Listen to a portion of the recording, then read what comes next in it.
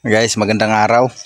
Ako na naman ang napili na magtrabaho dito sa maliit na tindahan. Dito itayo yung maliit na tindahan sa tabi ng kapilya. Yung simbahan, yung dati na simbahan na nagtrabaho kami diyan, nag-finishing at saka Ayan guys. Ito yung trabaho namin dati, guys. Oh, ito guys. Kami nagtrabaho nito dati. Kung naalala nyo lang. Yung nagpagawa nito, siya rin may-ari ng tindahan na itayo dyan. Si Ate Marie. Marie Vlog. Pwede i-search yun si Marie Vlog. Yan. Oh. Dito tayo magtayo. Bali, tabasan muna kasi marumi.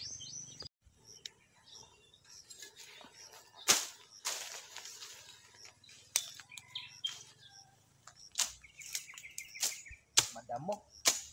Masyado madamo.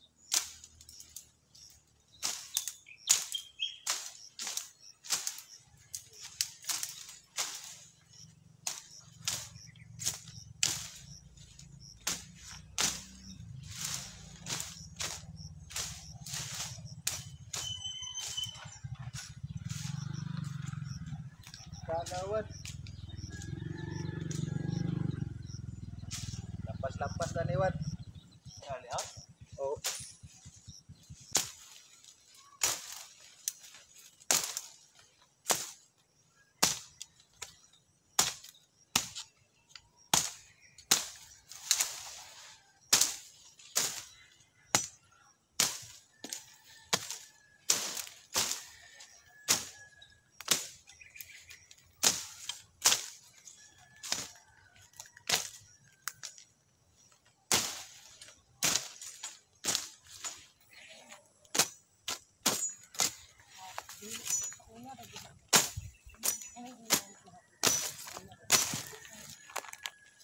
Dep. Taman mo. O ana, pahina. Painadlaw na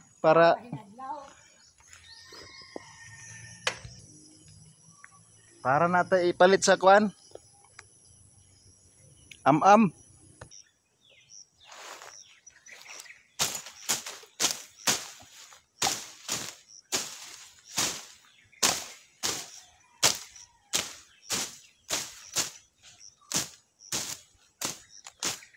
Ayan, malinis na. Yung itayo pala dito, yung itayo pala namin dito, tindahan maliit lang. Ang haba niya ay 10 feet. Ang haba. Yung lawak naman sa gilid 6 feet lang. Tapos yung taas niya 9 feet yata. Pero dapat standard 8 feet lang dapat ang standard. Pero yun ang sabi wala akong magawa sumusunod lang tayo sa utos. Tapos naka-ready na yung mga kahoy kasi yung tindahan na to kahoy lang, hindi siya hollow block. Ayan na yung mga kahoy. Ayan, sobra yung kahoy Ang sinabi ko lang 4 na piraso lang, tapos ito sumobra. Pero sa bagay pwede putulin yan.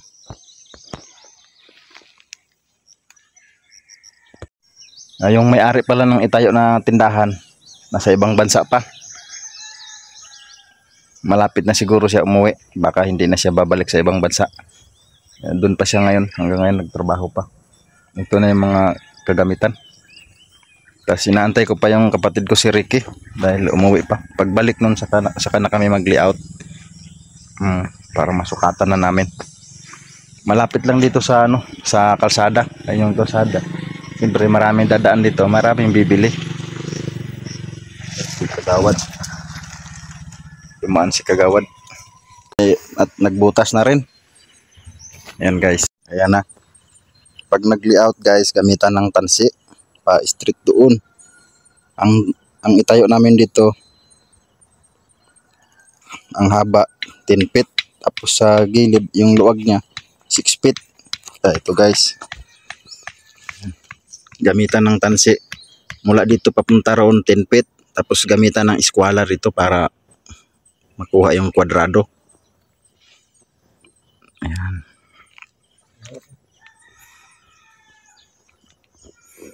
Tapos buhusan namin ng simento. Tapos gawa kami ng frame para sa poste ipatong doon, lagyan ng kabilya yung bakal.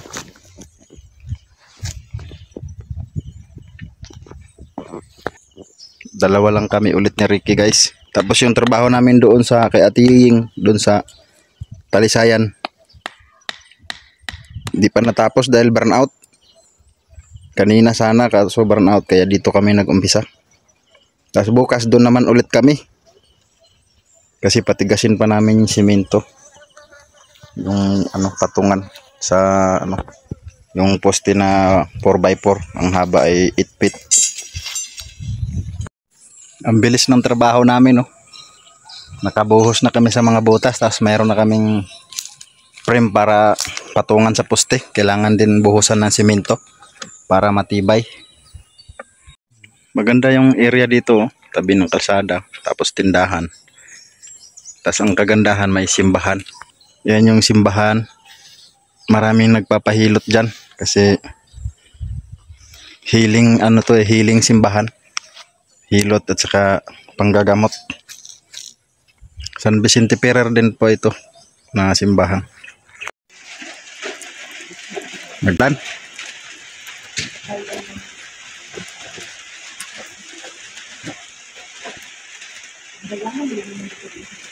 Guys, magandang araw.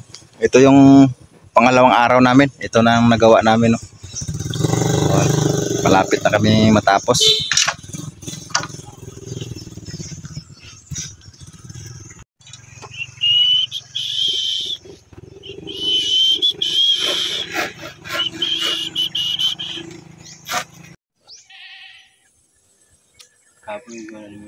Kaso na kan Juni.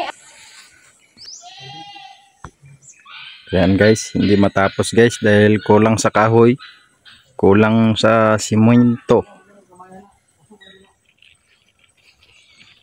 Tindahan ni Ate Mari.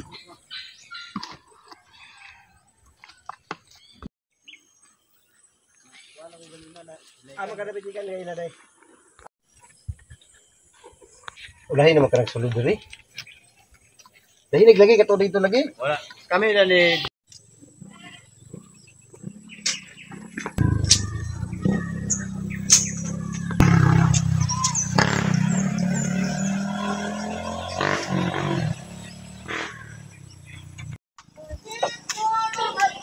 Di ako makapag video kapag magtrabaho dahil busy, wala stand. Naiwanan sa bahay.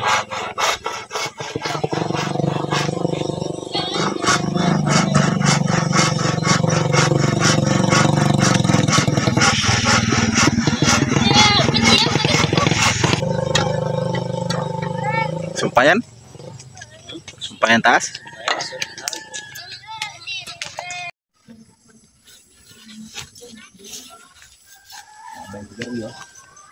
Kita niya, diri ha. Uy, sumanin ha, kuan dai. Isuso man ni. Natin ipalo.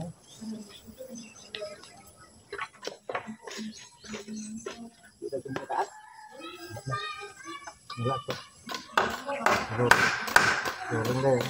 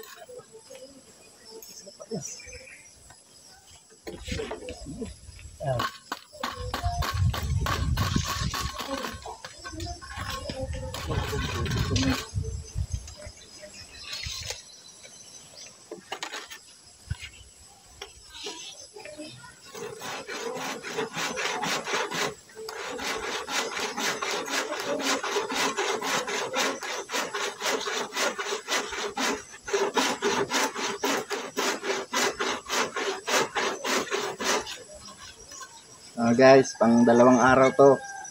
Bukas pangatlo. Bukas pag nakabili ng pako ng yero, may bubong na, tapos mag-flooring na kami guys.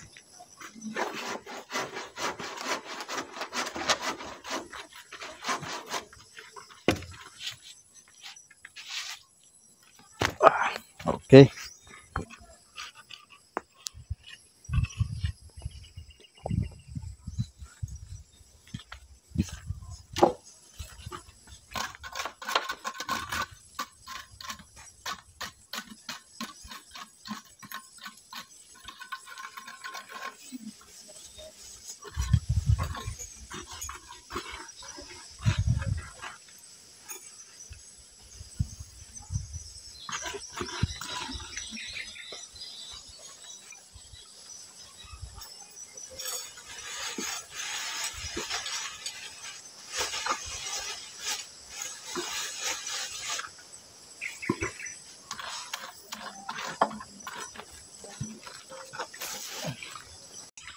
Alas 5 na.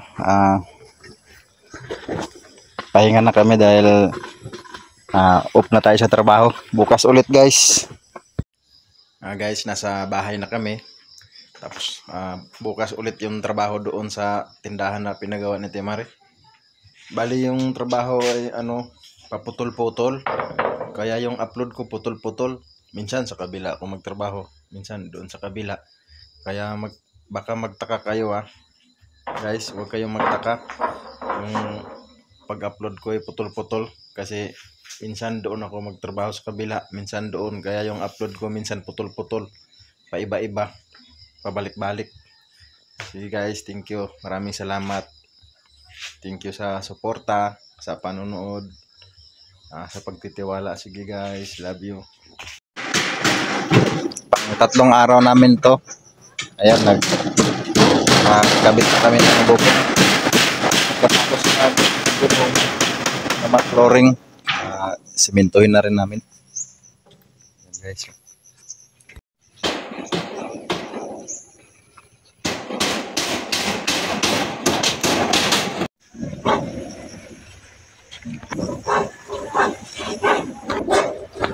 Ayan, dingding na lang kulang at saka sahig.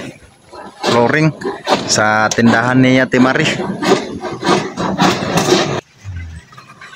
Yan, buti na lang, tamang-tama pagkatapos magbubong umulan. Tapos namin magbubong mamaya, ito naman yung flooring ang simentohin namin. Palakas na ng palakas yung ambon, pero pwede tayo mag-flooring. Ayan, may bubong na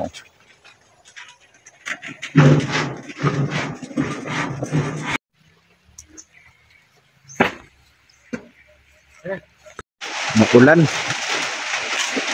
Kahit umuulan, tuloy ang trabaho. Yan guys, nag-flooring na kami guys dahil kahit umuulan may bubong na. Yan.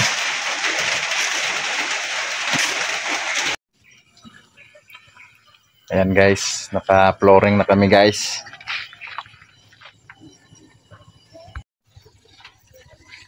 Munting tindahan ni Ate Mari.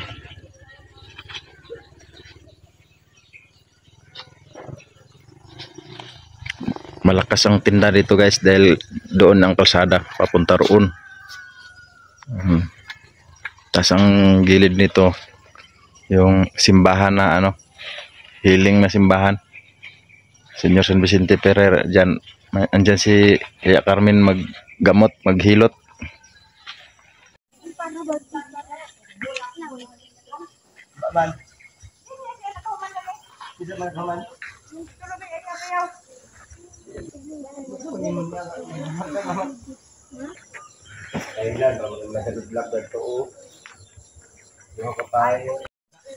Ayan guys, tapos na kami mag-flooring.